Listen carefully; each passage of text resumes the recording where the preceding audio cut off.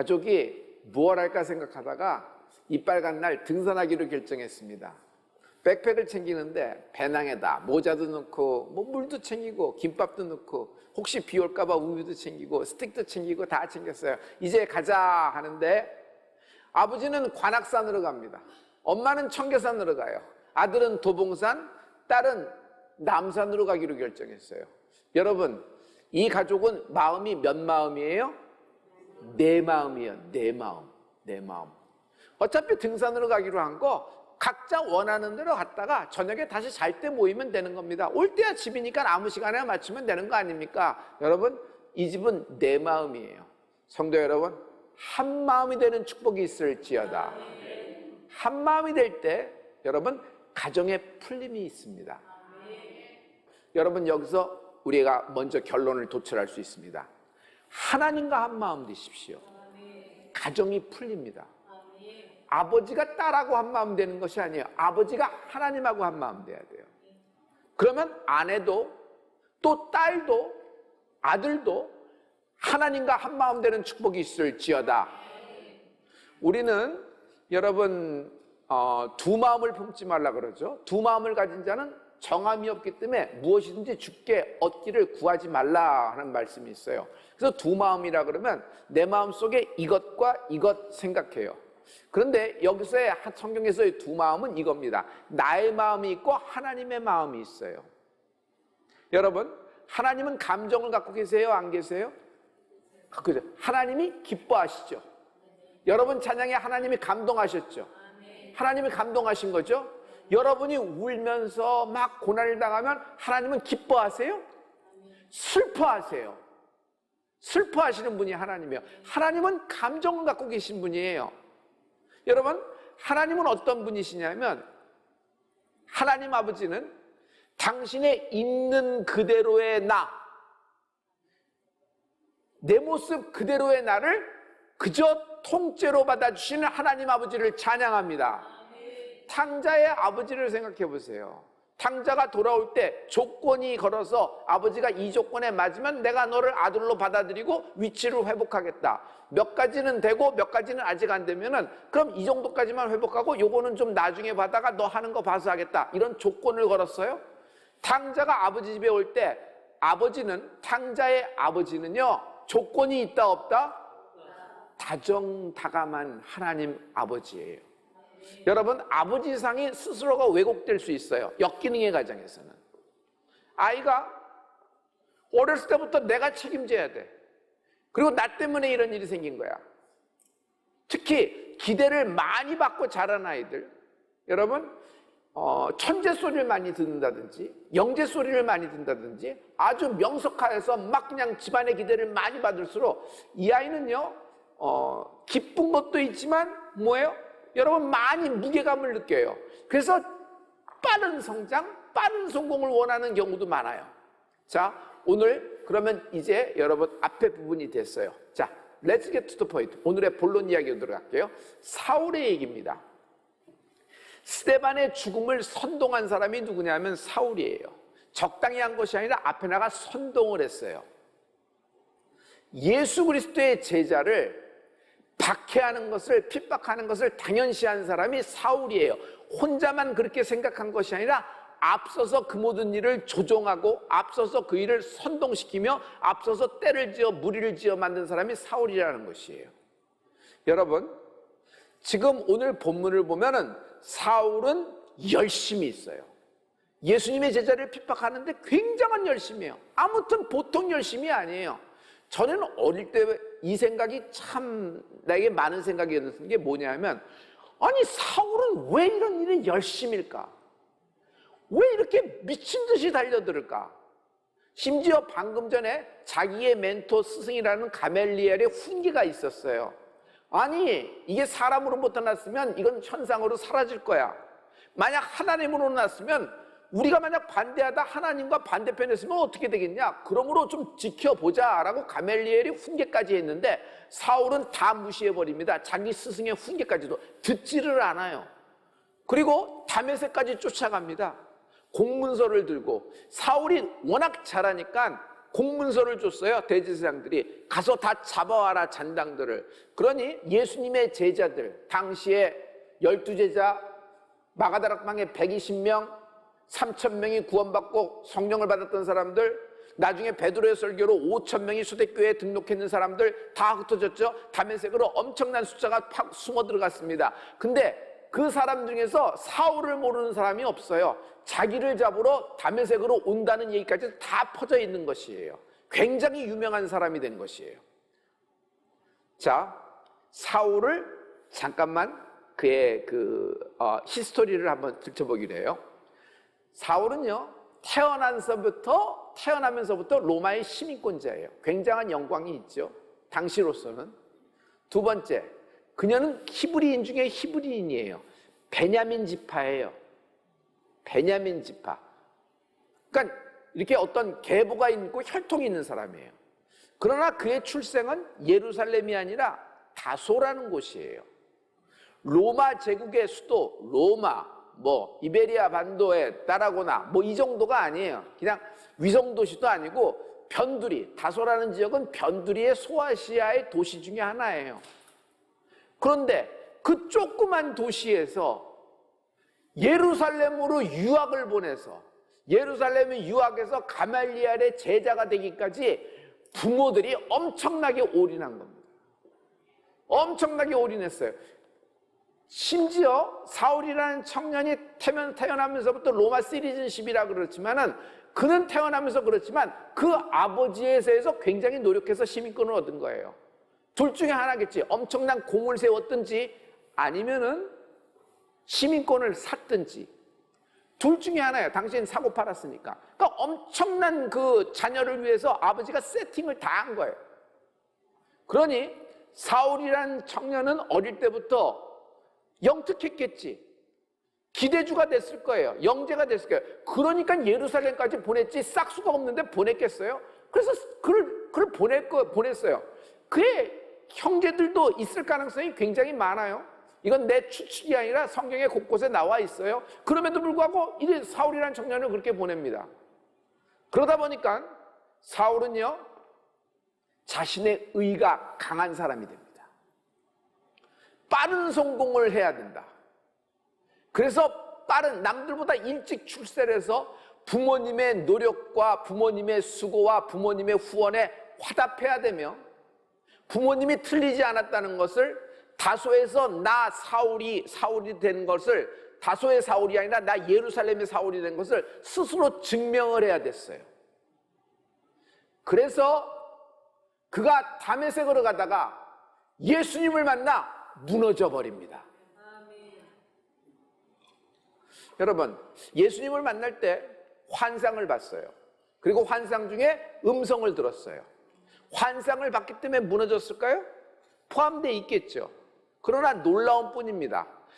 실제로 환상 중에 여러분 예수님을 만나는 그 도로상에서 사울과 예수님이 대화를 합니다. 그때 그 대화 속에 예수님의 마음을 읽게 된 거예요. 예수님의 마음. 예수님의 마음이 기가 막혀요. 예수님의 마음. 사울아, 사울아, 2번 부르짖습니다. 누구세요?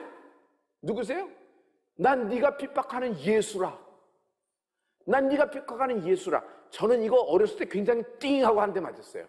너 이놈, 네가 나를 이렇게 핍박할 수가 있어? 너 어떻게 네가 히브리인 중에 히브리인이라고 하면서 너 가멜리엘의 제자라면서 가멜리엘 통해서 너에게 1차 경고도 했잖아. 그래서 깡무시하고 너 이게 뭐라고 할 수 있어? 너 이놈의 자식 하면서 들었다 놨다 할 거예요. 근데 예수님은 나오셔서 나는 예수인데 네가 핍박하는 예수라. 사울아, 나는 너의 마음을 다 읽고 있어. 사울의 입장에서는 자기가 멸시했던 예수님이에요. 자기가 심지어 저주했던 예수님이에요. 자기가 핍박했던 예수님이에요. 그 예수님이 자기 마음을 다 읽고 있는 데에서 여기서 확 무너집니다. 환상을 봤기 때문에라도 있어요. 그러나 또 하나가 있다는 얘기예요. 그게 뭐냐면 아버지의 마음, 하나님 아버지의 마음이 당시에 그냥 사울에게 그냥 확 투영이 된 거예요. 여러분, 십자가를 봤어요? 12번도 더 보지? 그러나 어떤 날이 십자가가 나와요? 십자가에서 아버지 마음이 쏟아지는 은혜가 있을지어다. 그 보혈을 흘리신 아버지의 마음, 예수님의 마음, 그 고난과 핍박, 채찍에 맞으면서도 멸시천대를 당하면서도 빨개벗김을 당하고 성추행을 당하면서도 우리를 사랑하시는 아버지의 마음을 알기까지는 십자가를 모르는 거예요. 그래요, 안 그래요? 그래요, 안 그래요? 십자가에 대한 교리를 한다고 여러분 크리스찬 아닙니다. 십자가를 경험해야 돼요. 할렐루야. 사울은 원하지도 않았어요. 사울은 예수님 만나는 것을 자기가 만든 것도 아니에요.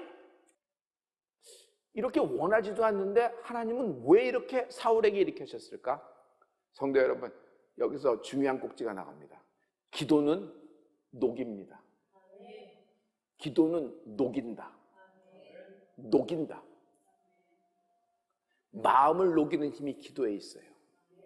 내 마음, 내 생각, 사울의 당시의 고집이 있어요. 사울의 당시의 뜻이 있어요. 여러분, 기도는 확 녹여버려요. 내 마음이 녹아질 때 영이 준비가 되는 거예요. 하나님 말씀 들을 준비가 돼요.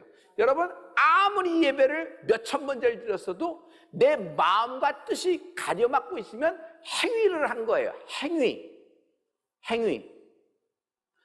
행위를 한 당신은 뭔가 거기서 이렇게 현상을 원할 수가 있어요. 그런데 여러분, 이게 기도를, 어떤 사람은 자기가 기도를 하는데 그냥 중보 기도를 너무 많이 받았어. 그래서 그 악한 사람이, 그 정말 하나님과 반대되는 사람이 중보 기도를 많이 받아서 어머니나 아버지 기도로 중보, 뭐 부모님 기도로 중보를 해서 그냥 뭐랄까, 마음이 확 녹아지는 축복이 있을지어다. 영이 준비가 되는 거예요. 사울을 위해서 누가 기도를 많이 했을까? 성경은 안 나왔지만 추론을 해봐요. 초대교회 당시의 사람들이 사울 때문에 기도 많이 했겠죠. 어떤 사람은 저 사울 좀 하나님 정신 차리게 해주세요. 어떤 사람은 사울을 좀 없애주세요. 사울을 좀 치워주세요. 또 어떤 사람은 아유 하나님 사울을 불쌍히 여겨주세요. 이 기도 했겠어요? 안 했겠어요? 많아지겠죠. 또 하나는요, 예수님이 사울을 중보해 주셨다. 예수님의 중보를 받고 있는 당신을 축복합니다. 여러분, 당신의 마음이 오늘 녹아지는 것은 예수님이 당신을 위하여 오늘 중보를 끝내셨기 때문이에요. 갈라디아서 1장 15절부터 16절이에요. 이 말씀을 다 같이. 그러나 내 어머니의 태로부터 나를 택정하시고 그의 은혜로 나를 부르시니가 그의 아들을 이방에 전하기 위하여 그를 내 속에 나타내시기를 기뻐하셨을 때. 여기까지요. 나는 갑자기 다메섹에서 하나님이 픽업하셔서 이방인의 사도가 된 것이 아니다 라고 얘기합니다. 사도 바울은 나는 그렇게 갑자기 픽업돼서 거기서 확 바뀐 건 사실이다. 그러나 거기서부터 시작된 것이 아니다. 내가 태에서부터, 모태에서 조성될 때부터 하나님이 나를 선택하셨다. 하나님이 나를 선택하셨기 때문에 예수님의 중보가 있는 거예요. 붙잡아 주신다. 어떤 실족하는 순간에도, 어떤 위경에서도 아버지 하나님은 날 붙잡아 주신다. 여러분, 붙잡아 주신다 해보세요. 어떤 실족의 상황에서도, 아니 그게 뭐 이렇게 어려워. 붙잡아 주신다 한번 얘기해. 그 눈으로 얘기해봤자 소용 하나도 없어요. 조금 믿고 밥 먹고 나가면 다 무슨 얘기인지도 다 잊어먹어요. 자, 이 위경에서 나를, 이 슬픔에서, 이 넘어지는 순간에 날 포기하지 않으신다.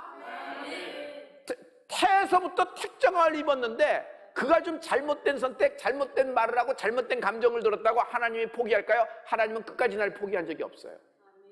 할렐루야.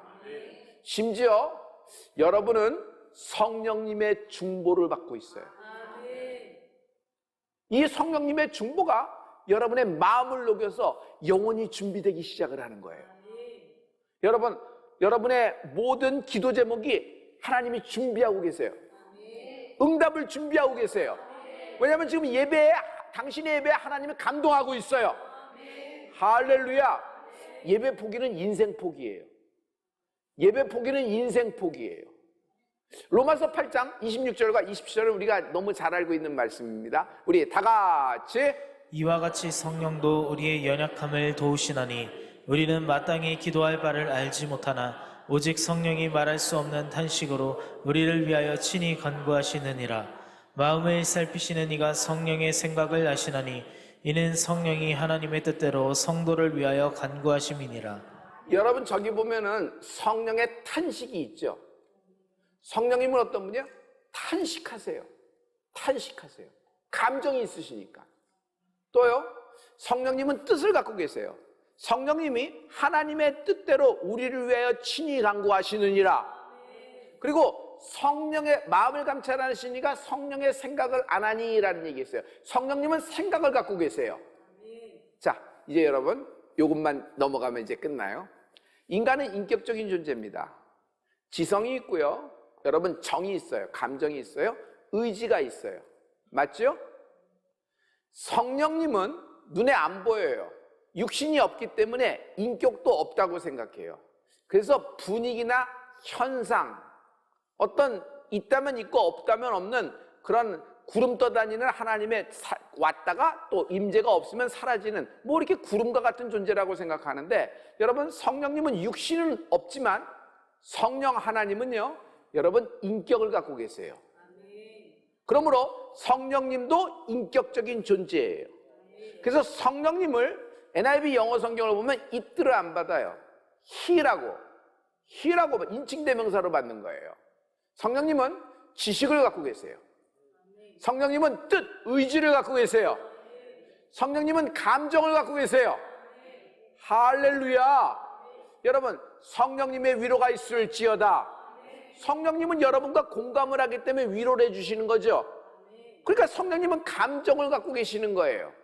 많은 사람이 성령님은 인격적인 존재가 아니라고 생각하고 분위기나 현상이라고 생각해서 그냥 기독교에서 얘기하는 그런 분위기, 현상 이렇게 생각하는데, 성령님은 하나님이면서 성령 하나님은 지식과 의지와 더불어 감정을 갖고 계세요. 그래서 탄식을 하시는 거예요. 여러분 에베소서 4장 30절에 이런 말씀이 있어요. 성령을 근심케 말라라는 말씀이 있어요. 많이 들었죠? 성령님이 근심하시는 거예요. 왜 근심하셔? 감정이 있기 때문에 금식을 하는 거예요. 별목이 이러면 안 되는데, 별목이 이렇게 해야 되는데 얘가 왜 불안해하지? 얘가 왜 여기서 실족하려고 그러지? 얘가 왜 이렇게 의심을 하지? 얘가 왜 확신이 없지? 성령이 금식하는 거야. 근심하는 거야. 근심. 오늘 하나님 아버지의 마음을 여러분에게 소개합니다. 오늘 하나님의 아버지의 마음을 소개할게요. 하나님은 지금 흔들리는 나, 실족한 나를 붙잡아 주신다. 붙잡아 주신다. 이게 아버지의 마음이에요. 그러므로 예수를 믿는 건 아버지의 마음을 아는 거예요. 예수를 아는 거는 아버지의 마음을 모르면 예수님을 몰라요. 아버지의 마음을 알아야 돼요. 아버지의 마음. 아버지 마음이 포인트고 키예요. 아버지의 마음은 뭐예요? 다정다감하세요. 끝까지 나를 붙잡아 주신다. 심지어 어디까지 붙잡아 주세요? 탕자가 죄가 있어요, 없어요?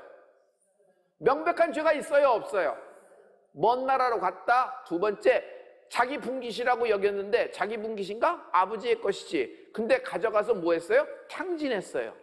죄가 있어요, 없어요? 자, 세 번째 죄, 돼지우리 속에서 놀아납니다. 우습게거리가 됐어요. 집안에 수치고 집안에 뭐예요?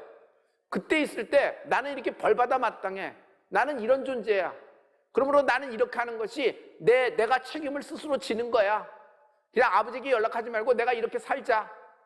이거 굉장히 멋진 얘기 갖고 스스로 어떤 멋진 인생, 자기가 책임지는 인생 이렇게 얘기하지만 절대로 그렇지 않아요. 하나님은 이런 모든 일을 통하여 아버지께 돌아오기를 원하십니다. 명백한 죄가 수두룩하게 많지만 아버지는 그거 아랑 것 없이 통째로 있는 그대로의 있는 그대로의 나를 받아주신다. 어떤 때는 부모도 못 받아요. 내가 내 아들의 모습을 못 받을 때가 있어. 이게 왜 이러나 생각해서 도무지 이해도 안 되고 이런 모습을 해서 그냥 이게 억장이 무너지고 이게 속이 타겠어. 아빠니까 참고 있는 것이지. 그런데 하나님은 그렇지 않아요. 하나님은 다 받아주세요. 그리고 실족한 나를 붙잡아 주십니다. 사도 바울이, 저는 사도 바울의 참회록이 로마서 7장이라고 생각해요. 로마서 7장은 사도 바울의 참회록이에요. 사도 바울이 자기의 이런 마음 상태를 가지고 딱 한마디로 했어요. 그것이 오호라, 나는 곤고한 사람이로다. 곤고가 무슨 뜻이 한 줄 아세요? 마음 둘 곳이 없어서 꺼져가는 것, 실족하는 것이 곤고하다는 거예요. 내가 죽게 됐다는 거예요. 오호라, 난 미쳐버리겠다. 내가 왜 이렇게 실족하는가, 왜 이렇게 넘어지는가 막 하는 장면이, 그 위대한 사도 바울의 고백이 로마서 7장 21절, 22절, 24절의 말씀인데, 우리 이 말씀을 다 같이 선포하십니다. 다 같이. 그러므로 내가 한 법을 깨달았노니 곧 선을 행하기 원하는 나에게 악이 함께 있는 것이로다. 내 속사람으로는 하나님의 법을 즐거워하되 오호라, 나는 곤고한 사람이로다. 이 사망의 몸에서 누가 나를 건져내라. 선을 행하고자 하는 마음은 아버지의 마음이에요. 아버지의 마음이 내게 어프로치하고 있는데, 이 안에 악을 행하고자 하는 나의 마음이 있어요. 성령의 마음이 오는데 이 나의 악을 행하고자 하는 마음이 있어요. 내 마음이 성령의 생각, 성령의 뜻, 성령의 감정을 브레이킹합니다. 내 마음은 그렇게 힘이 있어요. 여러분, 예수님은 환영 안 하고 핍박 있고 고난과 십자가와 매질이 있지만 성육신하여 나를 찾아오십니다. 그러나 성령님은 달라요. 성령님은 환영하고 인정하고 모셔드리는 자에게 임하는 거예요. 할렐루야. 성령님이 계시면 나에게 그냥 강권적으로 역사하셔서 이렇게 하시면 되지. 아니에요. 내가 사모해야 돼요. 사모가 뭐예요? 성령님을 사모합니다, 사모해 삽니다, 이렇게 우리가 말을 하지만 그 마음이 뭐예요? 그게 뭐냐 말이에요. 성령님을 사모한다는 건 아버지의 마음이 내가 갖기를 원합니다.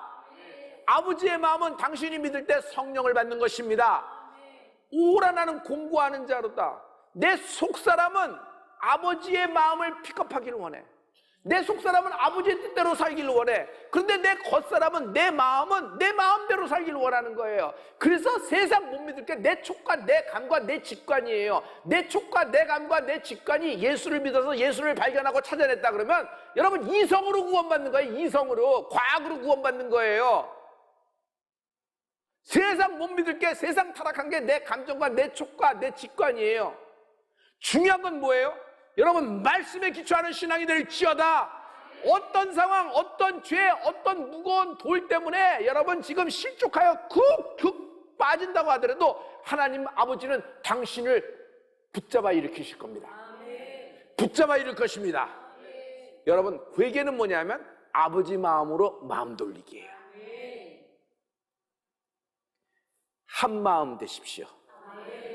인생이 풀린다. 여러분, 이름 쫓아가면 망합니다. 내 이름 높이는 것, 내 이름 드높여지면 할렐루야고, 내 이름 추락하고 실족하게 되면 놀렐루야 되는 것, 하나님은 내 이름을 높이기 위해서 십자가 달리신 것이 아니에요. 여러분, 오직 아버지의 마음 붙잡는 은혜가 있을지 돌이키세요. 성공에서 돌이키시고, 여러분 명예에서 돌이키시고, 높아지려는 마음에서 돌이키시고, 잘하려는 마음에서 돌이키세요. 잘하려는 마음 중요하죠. 그래서 열심히 하는 겁니다. 그러나 아버지의 마음 없이 잘하려고 하는 것, 내 열심으로 잘하는 건데 어느 정도까지는 갈 수 있어요. 근데 어느 날 뻥 터집니다. 왜냐하면 사람에게서 났으니까. 할렐루야. 이 아버지의 마음을 알면요, 세상에 춤추지 않아도 돼요.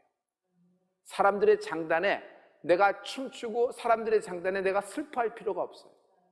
하나님의 그 천사의 찬양 소리, 하나님을 높이는 그 소리가 내게 귀에 들릴 은혜가 있을지어다. 이 아버지의 마음이 들리면요, 여러분 인생이 담대합니다. 그리고 현재 문제 앞에서 여러분 문제가 녹아지는 것을 보이게 될 거예요. 할렐루야.